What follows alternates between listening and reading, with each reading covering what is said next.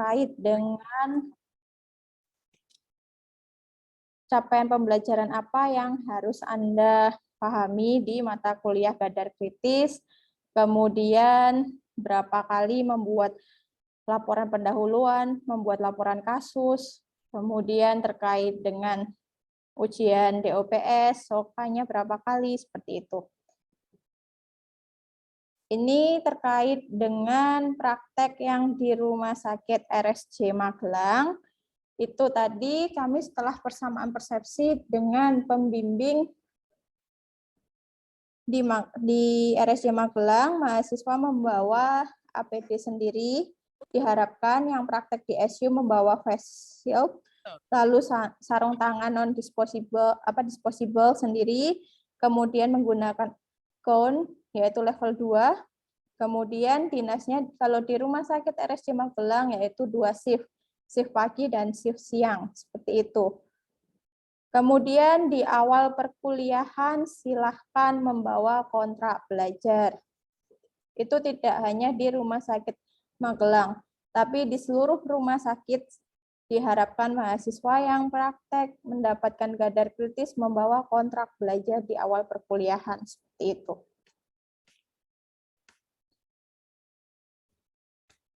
Saya jelaskan dulu terkait dengan capaian pembelajaran di klinik, yaitu terkait dengan, ini saya jelaskan dulu di ICU. Anda harus memahami terkait dengan pengkajian pre-arrival, pengkajian quick assessment, airway breathing, circulation drugs equipment, lalu pengkajian comprehensive assessment, lalu pengkajian ongoing. Pengkajian ini yang wajib yang ada ketahui di ICU. Kemudian dilanjutkan dengan dukungan ventilasi menggunakan BVM, kemudian cara mengambil dan menginterpretasikan hasil analisa gas darah, kemudian bagaimana pemantauan posisi selang endotrakeal tube, lalu penginterpretasian layar monitor ventilator terkait dengan setting modenya Anda terkait di keperawatan Gadar Kritis harus paham terkait ini. Kemudian perawatan tracheostomi bagaimana, pemantauan status hemodinamik bagaimana, kemudian pemantauan CVP atau CVC.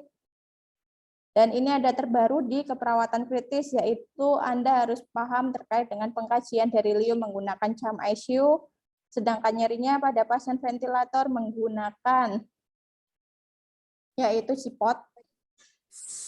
Terus perawatan open dan close suction-nya bagaimana, Anda harus paham. Kemudian terkait penerapan bandel beryllium, yaitu menggunakan contohnya, bandelnya itu kan ada 5 komponen. Anda lakukan salah satu komponen saja, tidak masalah. Anda harus baca terkait dengan bandel beryllium tersebut. Kemudian dilakukan bagaimana cara menangani pasien-pasien yang terpasang ventilator terkait penggunaan bandel VAP, ini sudah ngetren di rumah sakit. Kemudian pencegahan bandel kauti pada pasien-pasien yang terpasang kateter urin. Bagi yang di ICU Karyadi, di sana sudah ada terkait foam bandel kauti, seperti itu.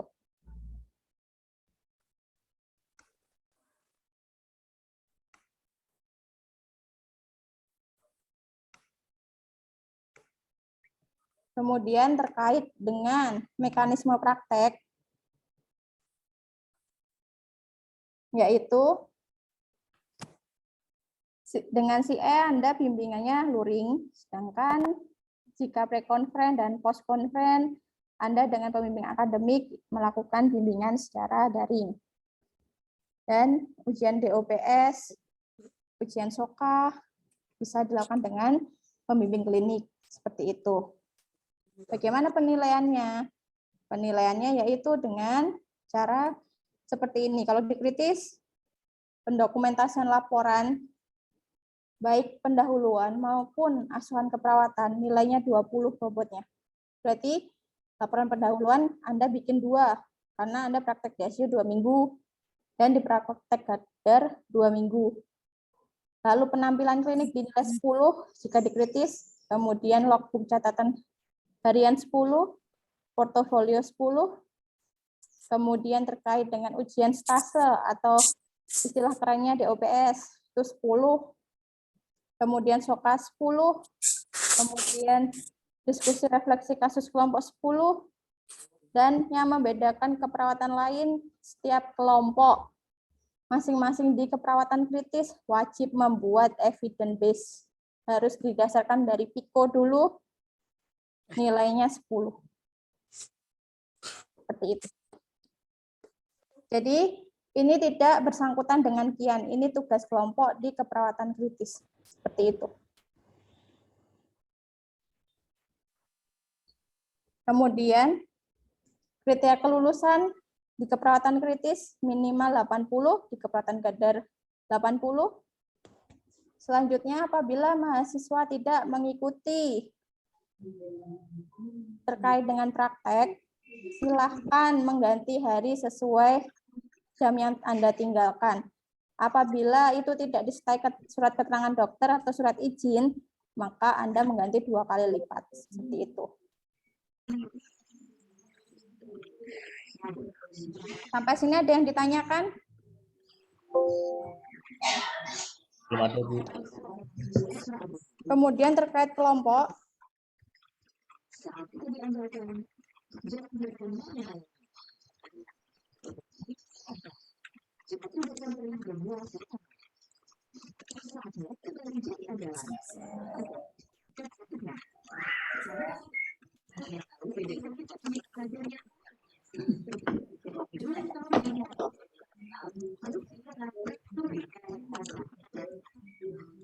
terkait kelompok ada di dalam buku panduan. Tim saya ada Bu Nina, Pak Sobirun, Pak Harto, Pak Eko, Pak Diar, Bu Utami, Pak Supandi, Pak Dr. Supriyadi, Pak Mugi, dan di kelas Magelang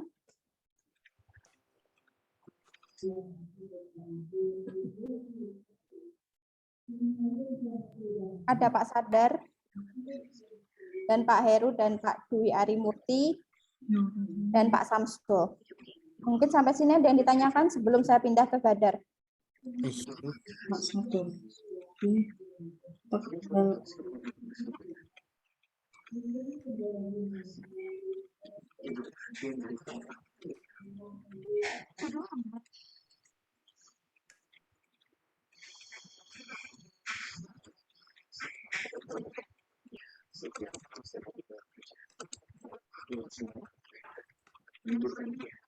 Bedanya di stase Gadar, Anda tidak diwajibkan kelompok untuk membuat kian.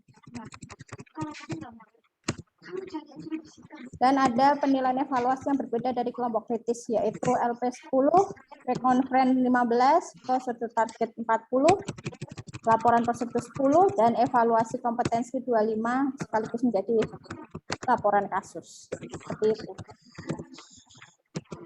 Kalau di Karyadi 3 shift ya, kalau di RSJ mana? Di RSJ Magelang 2 shift, yaitu shift pagi dan shift siang. Apabila ada yang dipertanyakan, silahkan raise hand ya.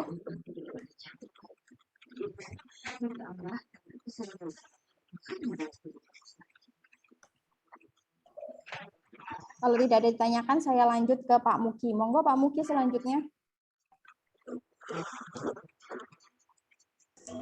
Nggih, matur nuwun Bu Weni. Izin share screen dulu nggih.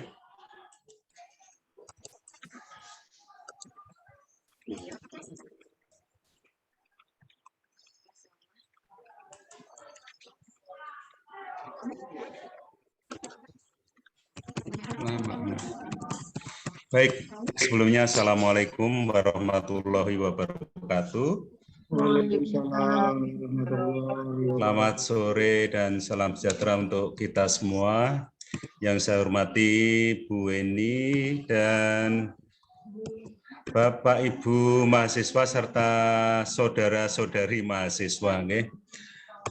Mohon izin untuk menjelaskan rencana praktek KMB untuk profesi nurse angkatan ke-6 ini.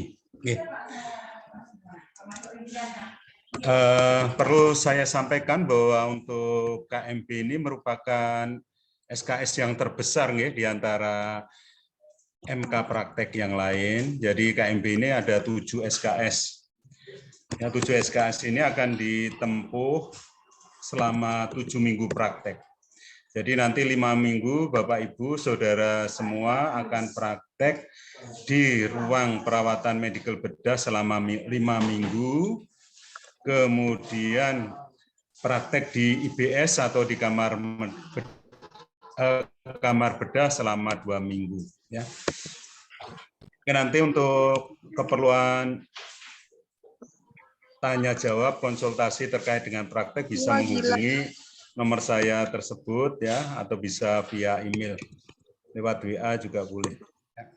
Oke, secara umum perlu saya sampaikan bahwa tujuan umum dari praktek KMB ini adalah setelah menyelesaikan praktek klinik diharapkan mahasiswa itu memiliki kompetensi untuk melakukan asuhan keperawatan pada pasien dewasa yang mengalami gangguan pada fungsi tubuhnya, baik pada kasus medical bedah dengan menerapkan prinsip etis, legal, patient safety, dan berpikir kritis untuk mencapai pelayanan yang efektif. Jadi patient safety diutamakan. Nah, ini langsung aja pada poin yang harus saudara semua pahami, yang harus Bapak Ibu semua pahami ya. Langsung ke tugas. Apa sih tugas saya selama praktek di rumah sakit selama 7 minggu. Ya. Perlu saya tekankan sekali lagi bahwa praktek 5 minggu di bangsal perawatan medical bedah dan 2 minggu di kamar operasi. Baik, tugas pertama, saudara, Bapak, Ibu harus menyusun kontrak belajar. Ya. Nah, kontrak belajar ini jumlahnya berapa, Pak? Misalnya ada yang tanya. Untuk jumlah nanti menyesuaikan rotasi ruangan. Kalau Bapak Ibu selama praktek dirotasi di 5 ruangan, berarti harus membuat 5 kontrak belajar. Ya. Kenapa 5? Ya memang harus menyesuaikan kondisi dari masing-masing ruangan di mana Bapak Ibu praktek. Ya. Karena kontrak belajar ini berisi perencanaan praktek, apa yang ingin dicapai dan apa yang akan dilakukan. Ya. Dan nanti misalnya di bangsal medical bedah hanya di 1 ruang, berarti hanya 1 kali kontrak belajar, tapi isinya adalah uraian selama 6 kali 7, kalau di bangsalnya hanya 5 kali 6, berarti 30 hari. 1 kontrak belajar berisi rencana kegiatan 30 hari. Sedangkan untuk di kamar bedah kontrak belajar 1 saja, nanti isinya adalah perencanaan untuk 2 minggu praktek di kamar bedah. Ya. Berarti 12 hari, Senin sampai Sabtu. Tugas yang kedua yaitu membuat laporan pendahuluan, isinya berupa WOC ya, karena saudara sudah pernah praktek KDP ya. Jadi sudah paham bagaimana menyusun WOC ya. Karena nanti WOC kelompok saya punyanya Roni ya, punyanya Roni CS lah. Mohon bisa dibagikan ke teman-teman yang lain supaya WOC maupun kontrak belajar yang disusun di stase KMB ini benar ya. Karena selama ini kontrak belajar kalau saya periksa isinya itu praktek KMB tapi isinya buku rujukannya tidak ada buku medical bedah. Ya isinya hanya buku SDKI, SLKI, SIGI dan buku dokumentasi keperawatan. Bagaimana saudara bisa membahas tentang penyakit-penyakit ya kalau tidak ada referensi tentang medical bedah ya. Nanti tolong Roni CS kontrak belajar maupun WOC-nya bisa dibagikan ke teman-temannya. Contoh yang di KDP ya. Kemudian untuk kontrak belajar di tujuan itu mohon tuliskan capaian pembelajaran yang ada di buku panduan. Jadi bukan ngarang sendiri bukan, tapi disesuaikan dengan capaian pembelajaran atau tujuan khusus yang ada di buku panduan. Baik, terkait dengan WOC, saudara menulis WOC ini 1 kali per minggu. Karena Anda praktek selama 7 minggu, berarti harus ada 7 WOC. 7 WOC. Kemudian untuk topik WOC ini sesuai dengan yang diberikan oleh CI. Ya, harapan kami nanti kasus minggu 1 sampai minggu ke-7 itu beda-beda. Ya, minggu 1 kalau sudah dapat sistem saraf, saya harapkan minggu 2 itu pernafasan, minggu ketiga jantung, pencernaan, muskuloskeletal, kardiovaskuler dan pembuluh darah maupun penyakit-penyakit tropis, ya, penyakit endokrin. Jadi jangan selama 7 minggu kasusnya sama, jadi harus beda-beda. Ya. Kemudian membuat logbook setiap hari, format terlampir. Kemudian memenuhi target keterampilan, ini format juga terlampir. Terus yang kelima, laporan kasus, ya. Laporan kasus ini juga menyesuaikan dengan WOC. 1 minggu 1 laporan kasus. Jadi kalau Bapak Ibu Saudara praktek selama 7 minggu berarti akan menyusun 7 laporan kasus. Ya, berat ya. Tugas tok ya, namanya praktek ya, mahasiswa itu tugas oke. Insya Allah nanti akan membuat pinter ya. Baik, terus yang ke-6 akan diadakan ujian stase Bapak Ibu Saudara semua. Ujian stase ini nanti kesepakatan aja dengan CI, atau kalau mau mengikuti deskripsi yang saya lampirkan di buku panduan nanti ada di sana. Kapan Anda harus ujian stase? Ya. Kalau Anda menetapkan ujian di minggu ke-5, ya, maka maaf saya jelaskan dulu bahwa selama periode praktek KMB ujian di bangsal 1 kali, di kamar bedah 1 kali. Jadi ada 2 kali ujian, ya. Ujian di bangsal medical bedah dan ujian di kamar bedah. Ya. Untuk di bangsal bedah bisa disepakati nanti misalnya di minggu ke-5. Maka di minggu ke-5 inilah saudara ketika minggu ke-5 praktek di ruang misalnya di Karyadi di Rajawali 6A. Maka di minggu ke-5 di Rajawali 6A itu kesempatan saudara untuk mengikuti ujian. Ya. Oke, jadi tidak di semua bangsal ujian, tapi cukup 1 kali di medical bedah, 1 kali di kamar operasi. Nah, untuk tekniknya nanti ujian dengan CI menggunakan pendekatan di UPS ya, direct observation. Sedangkan dengan pembimbing akademik menggunakan Student Observation Case Analysis ya, atau SOCA. Ya. Nanti pembimbing dari akademik akan datang ke rumah sakit. Karena kita dijadwalkan seminggu sekali datang ke rumah sakit. Maka pada minggu ke-5 kalau ada ujian kita akan datang. Nah, untuk pelaksanaannya, apakah harus bareng antara CI dengan pembimbing dari akademik? Kalau bisa bareng itu lebih bagus. Ya. Tapi kalau misalnya di hari Selasa saudara sudah mengelola kasus, ya, kemudian pasien mau pulang, keburu pulang, ya, Anda boleh minta ujian dulu dengan CI. Jadi ujian dengan pembimbing klinik ketika pembimbing akademik, ujian dengan pembimbing akademik ketika kami ada jadwal untuk supervisi di rumah sakit. Ya, oke. Kemudian tugas yang ke-7, saudara membuat diskusi refleksi kasus atau DRK ini secara kelompok ya. DRK ini dibuat secara kelompok dan diseminarkan. Oke, koneksinya unstable. Oke, diseminarkan dan nanti cara menyusun DRK nanti akan kami jelaskan setelah ini. Nah, setelah DRK selesai dipresentasikan, maka proyek akan dilanjutkan dengan proyek EBNP dan desain inovatif. Ya. Maka untuk proyek EBP dan desain inovatif itu judulnya sama dengan DRK, saudara. Ya, ini juga untuk meringankan saudara. Kalau tahun lalu ini EBNP adalah tugas individu. Tapi untuk tahun ini kita sepakati EBNP ini tugas kelompok ya. Jadi setelah DRK itu dipresentasikan, langkah selanjutnya adalah mulai meneruskan dengan EBNP-nya, mencari jurnal-jurnal terkait ya. Kalau inovasi yang akan dilakukan saudara ini tidak beresiko dengan pasien, bisa diaplikasikan dengan izin dari kepala ruang maupun perawat. Tapi kalau inovasinya itu beresiko ke pasien, maka proyek EBNP ini cukup berupa proposal ya. Dan proposal ini nanti akan kita serahkan ke ke kepala ruang maupun ke bidang diklat ya. Apakah bisa diaplikasikan di rumah sakit tersebut atau tidak ya.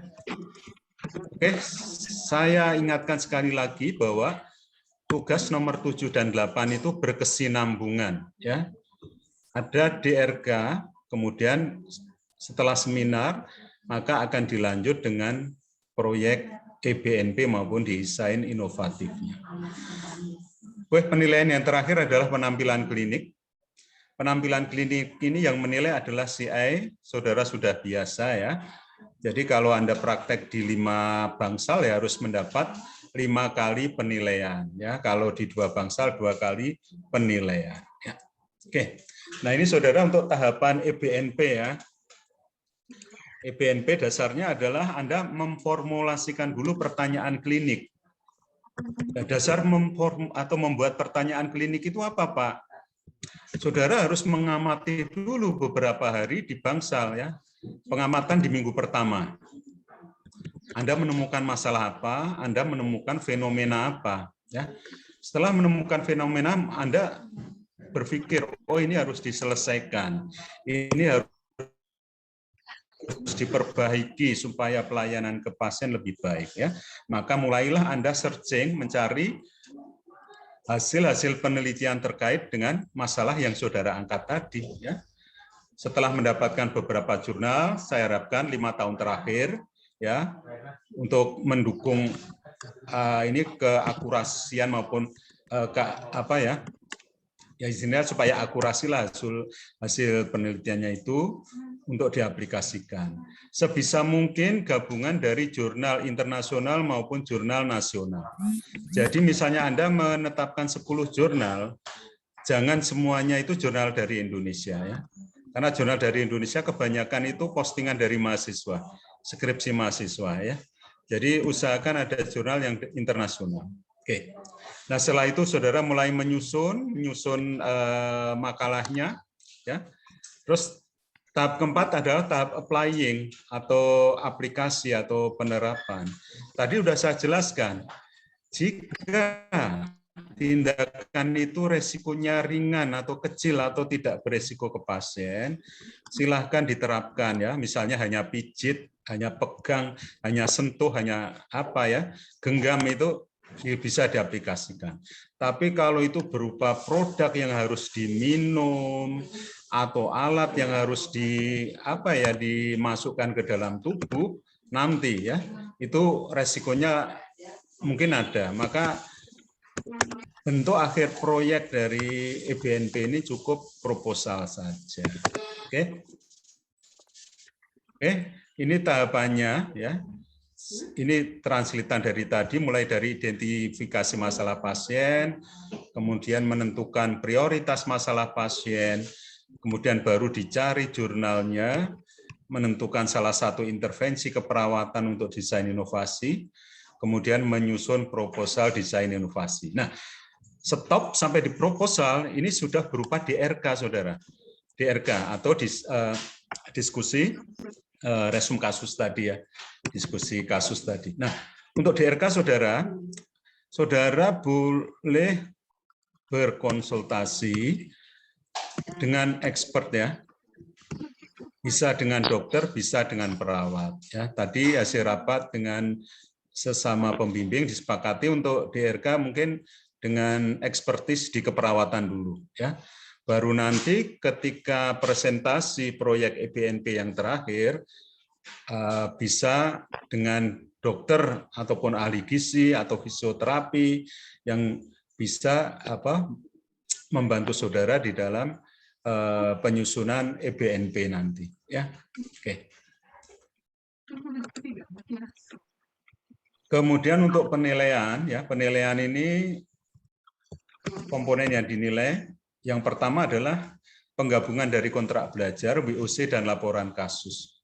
Itu besarannya 20%, penampilan klinik 10%, logbook yang menggambarkan aktivitas harian itu 10%, kompetensi keterampilan 15%, ujian stase 20%, cukup tinggi ini ya, paling tinggi nih ujian stase ya, 1 poin tapi bobotnya 20%.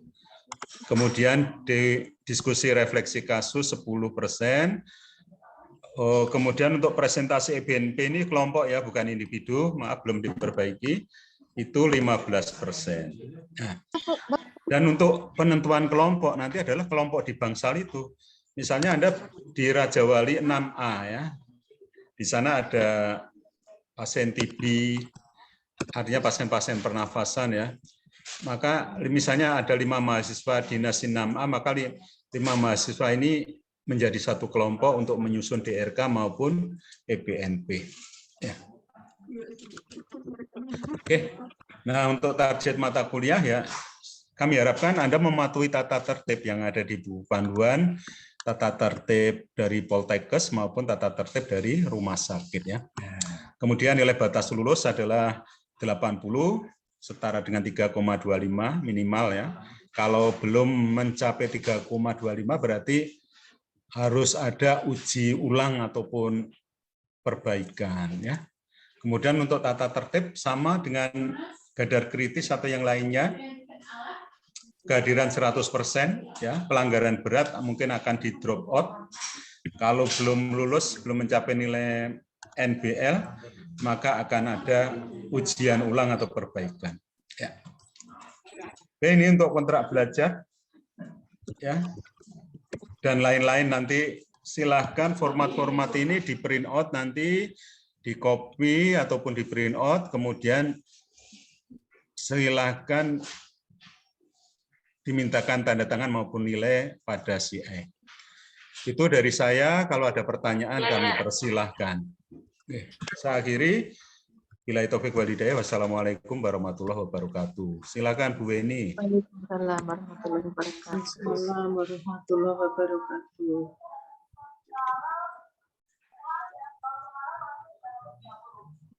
Oke, barangkali ada pertanyaan?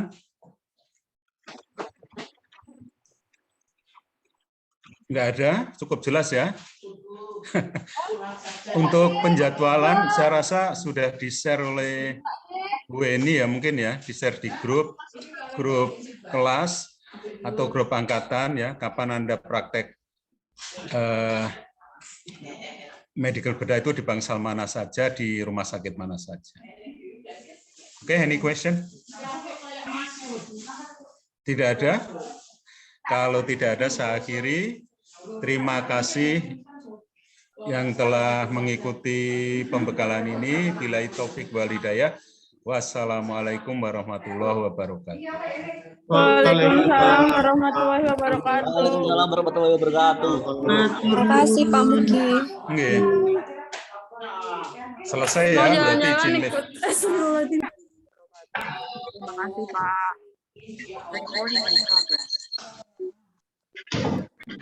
Atur nuwun. Mbak pusing toh, banyak tugasnya toh Bu Afi. Rambutnya tambah putih. Tambah mumet dan